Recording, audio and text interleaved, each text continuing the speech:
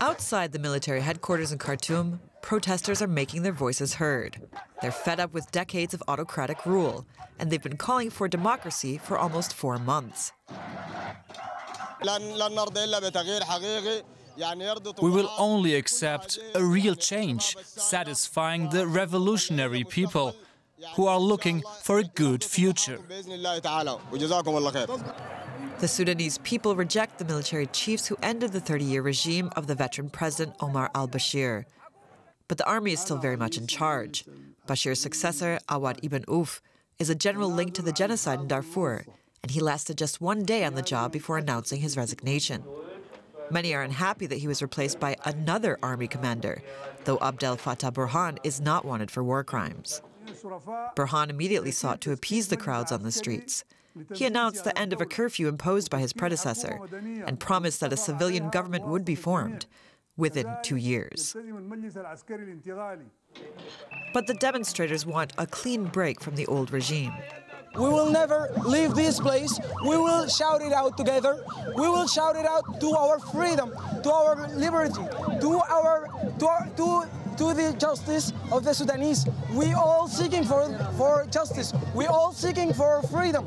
We're seeking for another new government representing by our own Sudanese people. Demonstrators say the first step towards a new beginning is to replace the Military Transition Council with a civilian government. Joining me in the studio now to talk about this more is DW's Nada Al-Saras. Thanks for joining us, Nada. Now, protesters are insisting on more rapid change, and in particular on a civilian government. Why?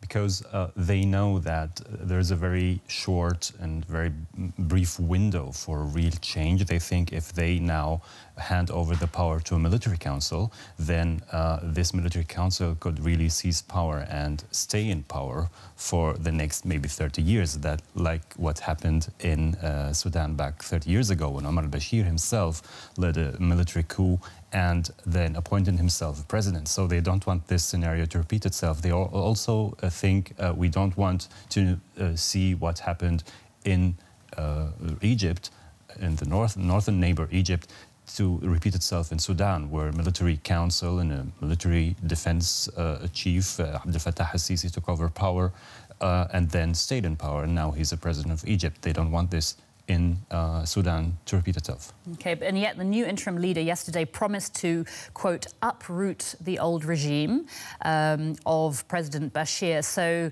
how credible is the promise that he made yesterday?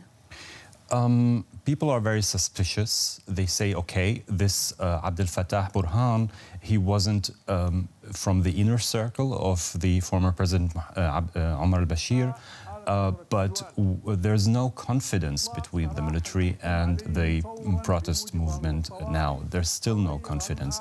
They are negotiating. There's a delegation who will continue negotiating with the military council today, but what they basically want is a kind of a goodwill gesture to see, okay, this military council is not gonna reign forever. It will hand over the power to a civilian-led transitional government, and they don't want the military council to kind of lead this transition. They want a presidential council with the military as a side from several sides and not leading this council.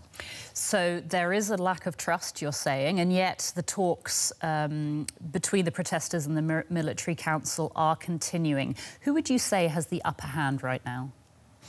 I would say if the protests continue in the magnitude and the strength that we have been seeing in the last week, maybe 7 days, then the protest movement has the upper hand. They will stay in the streets. They will continue their sit-in in front of the military headquarters in Khartoum, and also in other countries. We also have to remember that there are many other parts of Sudan that are taking part in this uprising. So I think there is a kind of a movement, and the protesters can step up the pressure, and they have, I think, the upper hand now. Okay, so a real people's power movement now. DW's Nada Al-Saras, thank you so much.